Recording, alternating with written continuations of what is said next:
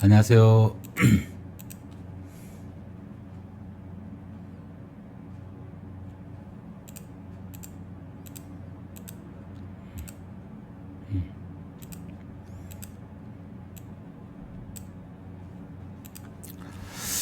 안녕하세요. 용산 이만수입니다. 어제부터 제가 시도를 한번 해보려고 하고 있는데, 오늘도 오늘 이어서, 어제 찍은 영상을 못 올려드렸고, 오늘 한꺼번에, 부동산에 관한 뉴스 모음이라는 그런 새로운 시도를 제가 한번 해보고 있습니다. 부동산 관련된 뉴스, 특히 용산에 관련된 뉴스를 주로 나온 기사들을 가지고 이야기해보는 시간을 가지려고 하는데 어제 기사들을 보면 주로 이제 박상우 국토부 장관 후보자가 나오게 됐죠. 그래서 이제 인터뷰 기사들이 많이 나오게 됐는데 아파트 중심서 벗어나야 그리고 공급 형태를 다양하겠다는 그런 타이틀을 가지고 뉴스가 나와 있고 그 다음에 서울시에서 지금 모아타운 대상지 동대문이나 서대문 두 곳을 선정했다는 기사, 그리고 또 그 전에 나온 기사에 이거는 동부 이천동의 반도 아파트 재건축 확정, 덜 쓰기는 용산, 그리고 또 한강면시는 벌써 관리처분인가 났죠. 그래서 68정 이렇게 짓겠다고 하고 있는데 여기에 100억짜리 펜트하우스, 80평짜리 펜트하우스를 넣겠다는 그런 기사도 함께 나와 있더라고요. 그래서 어제 기사는 이 정도였는데 주로 제일 이슈가 됐던 게 국토부 장관님 바뀌면서 이 국토부 장관님의 이런 그 부동산에 대한 철학이 어떤 것인지 거기에 대한 기사들이 많이 나와 있는 것 같고, 그리고 주로 보면 여기에는 이제 공급이 어떻게 해야 되겠다, 그리고 부동산 그 공급의 그런 부동산 실거주 우리의 주거의 형태, 그래 주로 우리 국민들이 좋아하는 건 아파트잖아요. 그렇지만 아파트뿐만 아니라 다양한 주거 형태로 공급하겠다 그런 생각을 가지고 있는 것 같아요. 그래서 또 여기에 규제 완화를 얼마만큼 할 것인지 거기에 대한 기대도 큰 것 같습니다. 어제 기사들은 간단하게 이렇게 하고 오늘 이야기를 한번 볼까요? 오늘 부동산에 관련된 지금까지 나와 있는 뉴스를 보면 주로 용산과 관련된 거는 한남 5구역에 대한 이야기가 많이 나오더라고, 뉴스마다. 그래서 한남 5구역에 이제 정비계획 일부 변경을 해서 또 그 세대수라든지 그 다음에 평형이라든지 배치라든지 이런 부분들 약간 조정을 한 것 같아요. 그래서 거기에 대한 이야기. 그 다음에 토지 임대부 주택 10년 살고 개인 거래 가능, 활성화에 의한 과제는 이렇게 나와 있는데, 이게 토지 임대부 분양주택이라는 게 우리가 흔히 알고 있는 토지는 국가, 공기관, 그리고 특히 LH 토지주택공사 거고 건물값만 내고 분양을 받는다는 거죠. 그래서 그 10년 동안 그 주택에 거주하고 난 이후에 LH에 다시 돌려준다는 그런 조건이었는데, 그 지금 이야기들은 주택부 개정을 통해서 10년 동안 살고 난 이후에 개인 간 거래도 가능하다, 그런 내용의 개정안을 가지고 나와 있는 것 같아요. 그런 이야기가 좀 기사가 되어 있고, 그 다음에 부동산 시장 급락 아니어도 약보합계 오래 이어질 듯. 이게 지금 올해 부동산 경기가 너무 안 좋았잖아요. 그래 여러 가지 대외적인 변수도 있고 또 금리도 있고 그렇기 때문에 안 좋았는데, 이 부동산 시장이 냉랭한 분위기가 내년에도 이어지지 않을까 하는 기대를 가지고 있는 그런 기사인 것 같고요.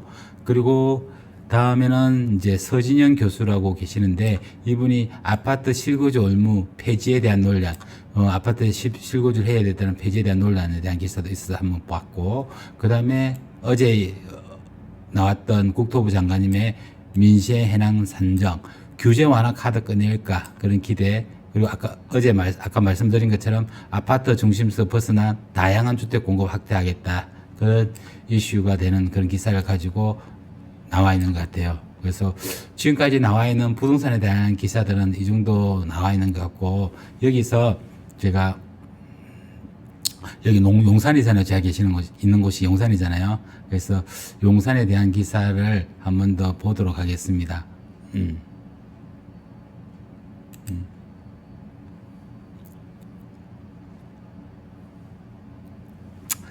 이 기사인데, 아까 말씀드린 것처럼 한남 5구역 2560세대 아파트 남산 조망 확대. 그래서 남산 조망을 좀 가능하도록, 배치를 약간 달리하고, 청수도 약간 달리하고, 그런 부분도 약간 조정이 있은 것 같아요. 한남 5구역 재정비 촉진구역, 재정비 촉진 계획 등 변경, 남산 조망 확대의 일부 획지 높이 부분적 조정, 이런 소 타이틀을 가지고 있는데요. 이 그림은 뭐 전체적인 한남동에 대한 그림이에요. 한남동의 그림인데, 여기가 한남대교잖아요. 여기가 한남대교 넘어오면 한남 오거리, 여기가 이제 한남 오거리인데, 여기 이제 예전에 한남 더일이 있고, 여기는 이제 유엔빌리지가 있고, 또 여기가 순천향대학 병원이 있고, 뭐 이 정도예요. 그리고 여기는 한남 3구역이라서 3구역, 4구역, 요 밑에 5구역, 요 위에 2구역 이렇게 있습니다. 요 그림은 전체적인 한남동 그림인 것 같아요.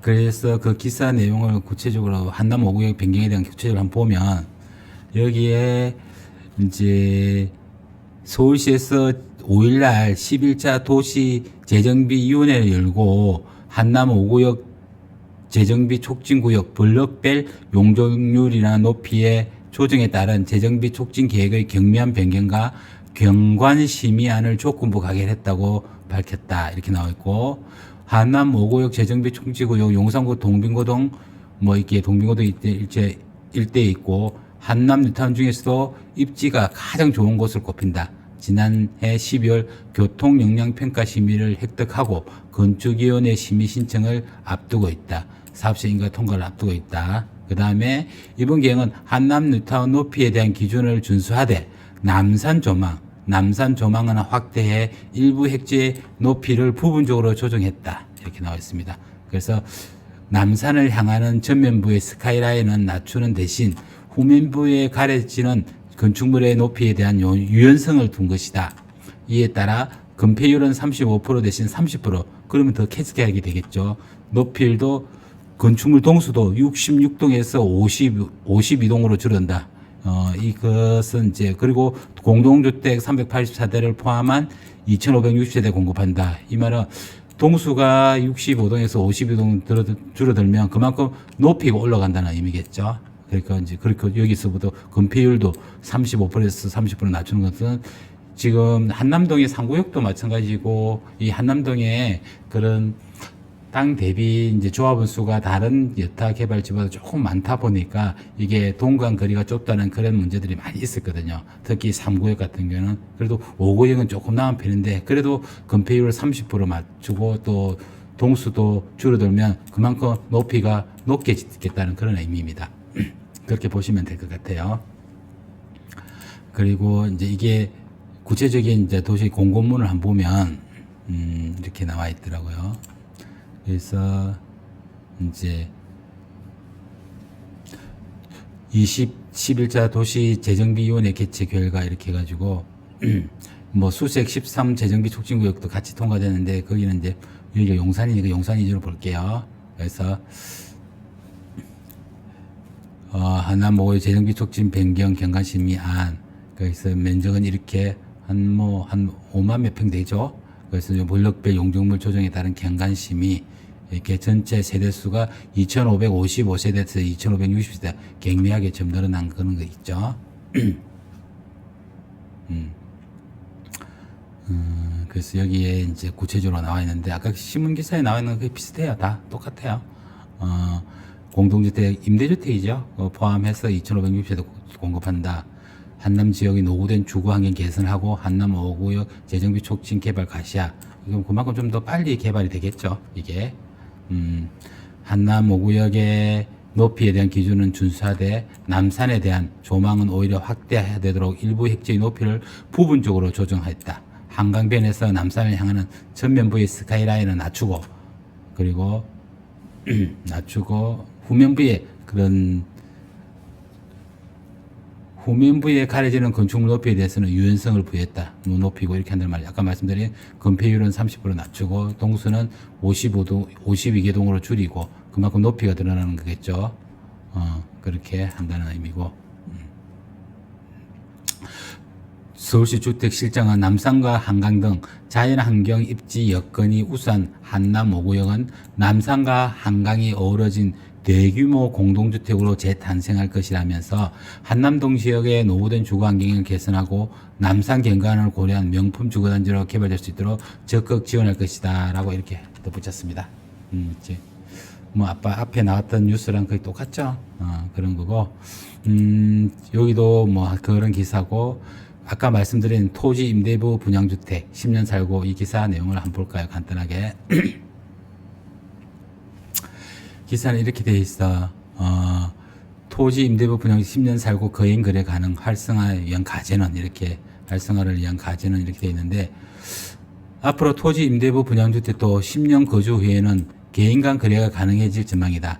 그동안 토지 임대부 분양주택은 전매 제한 기간이 지나도 한국토지주택공사 LH에만 판매할 수 있어 시세 차익을 얻기 어렵다는 점에서 반쪽짜리라고 평가받았다. 하지만 법 개정을 통해 개인 간 거래가 가능해지면서 향후 수요가 더 커질 수 있다는 전망이 나왔다. 이렇게 되어 있고요. 밑에 보면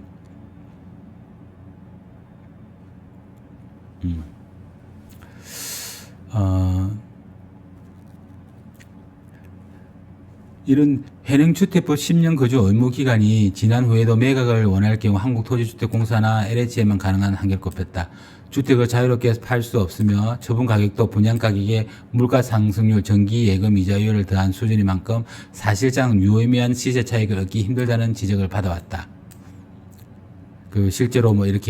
실제 현장에서는 이렇게 뭐 별 인기가 없었다는 그런 내용일 것 같고, 여기서 주택법 개정안에서는 의무기간 중에 이렇게 해가지고 개인 간의 거래가 활성화될 수 있게 했다. 그런 거, 또 시세 차익을 거둘 수 있다는 그런 의미인데, 여기서 다만 우리가 봐야 될 부분이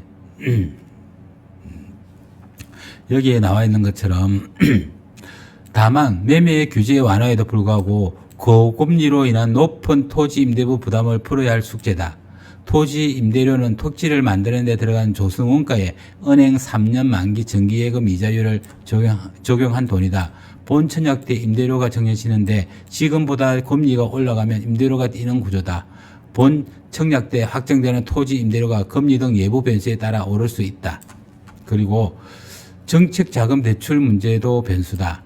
토지 임대부 분양주택은 토지와 건물 소유주가 달라 일반 주택담보대출을 받기 어렵다. 공공주택의 한 종류인 누혐, 나눔형은 5억 한도에서 내에서 분양가의 80%를 최장 40년간 낮은 고정금리로 빌릴 수 있다. 하지만 토지 임대부 주택도 정부의 공공분양 브랜드 누혐 중 하나로 공급되고 있지만 누혐 전용 모기지를 이용할 수 없다.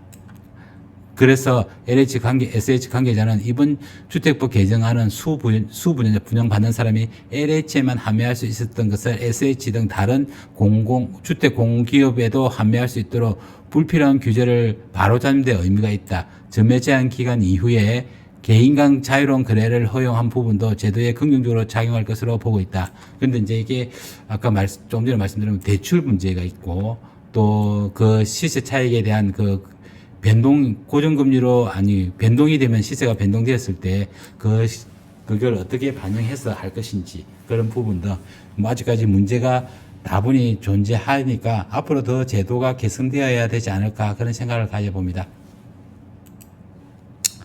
그 다음에 이제 앞으로 부동산 시장도 뭐 올해와 마찬가지로 내년에도 좀 쉽지 않다는 그런 내용이겠죠. 여기 간단하게 보면 매매 수급 지수는 부동산 의원이 회원 중개업소 설문과 인터넷 매물 건수 등 분석에 수요 공급 비중을 점수한 수치로 0에서 200% 사이의 점수로 나타낸다. 기준선은 100보다 아래로 내려갈수록 집을 살 사람보다 많다는 것이다. 여기서 아파트 매매 수급 지수는 86.4%에서 85.3% 하락했다.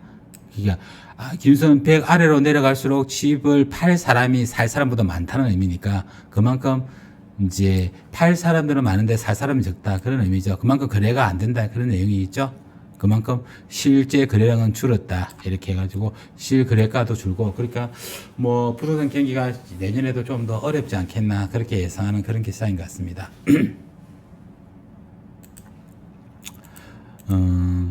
뭐 실거주 얼마 이런 얘기일 수 있고 어제 그 내용이죠. 국토부 장관님이 이제 새롭게 나와서 이제 앞으로 어떻게 시장이 될 것인지 그런 내용들이 있을 것 같은데 여기서 뭐 한번 볼까요? 박상우 국토부 장관 후보자는 과거 국토부 주요 요직주 두루 거친 관료 출신이다. 장관 임명 시 근도엽 전 장관 이후 약 10년 만에 내부 출신 장관으로 이름을 올리게 됐다. 최근 대내외 경기 침체로 부동산 시장 전반이 위축된 가운데 국토부의 잔뼈 굵은 박 후보가 어떤 정책을 통해 민생 해난을 더 풀어갈지 관심이 쏠린다.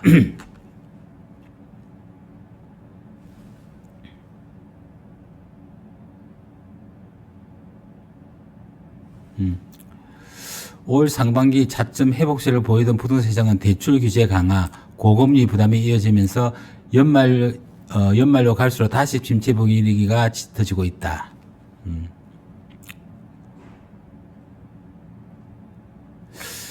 시장에서는 박 후보가 인사청문회를 거쳐 차기 국토부 장관으로 취임하며 과거 시장 침체기 당시 펼쳤던 정책 경험을 살려 각종 규제 완화에 나설 것으로 내다본다.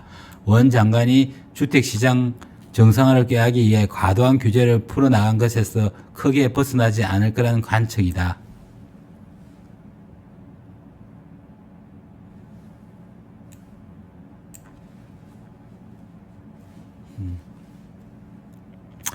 주택 공급 부족 우려가 커지는데 대선 3기 신도시 조기 착수해 빨리 공급하고 재건축 재개발 사업 중 지체된 것들을 빨리 진행할 수 있도록 규제를 완화하고 정부가 지원하는 전통적인 방법과 더불어 도심에 소규모로 다양한 형태의 주택이 빠른 시간 내에 공급될 수 있도록 방안을 찾아보겠다고 말했다. 뭐 여기에 이제 재개발 재건축에 좀 더 규제를 완화해서 사업이 원활하게 진행될 수 있게 한다는 것과 또 소규모 지금 서울시에서 진행하고 있는 그 신속통합기획이라든지 모아타운이라든지 이런 부분들과 함께 연계해서 좀 더 많은 공급, 빠른 공급을 할 수 있는 그런 정책들이 나올 수 있도록 기대하고 있는 것 같아요. 한 업체 전문가는 박상우 후보자는 관료 출신인데가 국토부 비롯해 LH의 지낸 시간이 짧지 않아 그동안 차기 장관 하마평에 심심찮게 언급됐던 인물이라며 이미 주택시장 침체기를 한번 겪어본 만큼 적절하게 정부 정책 기조를 살리면서 시장을 살피는 안목을 갖췄다고 판단된다고 밝혔다. 그래서 앞으로 주택시장을 좀 더 잘 이끌어고 또 부동산 시장이 원활하게 또 활력을 찾을 수 있는 그런 정책들이 나오면 좋겠네요. 그래서 이제 뭐 비슷한 내용이죠. 아까 말씀드린 비슷한 내용인데, 단순한 아파트 공급 위주에서 벗어나서 우리가 다양한 주택 공급 형태를, 다양한 형태의 주택을 공급하겠다는 그런 의미 같아요.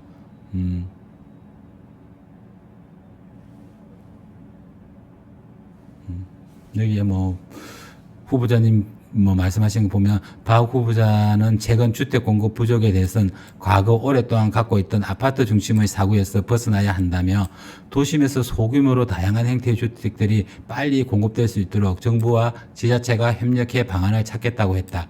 비교적 짧은 시간에 지을 수 있는 오피스텔 빌라 등의 공급을 활성화해야 한다는 지지다.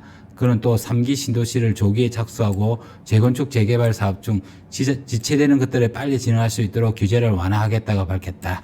그래서 좀 이렇게만 좀 빨리 됐으면 얼마나 좋겠어요. 그래서 부동산 시장이 내년에는 좀 더 활기를 찾았으면 좋겠습니다.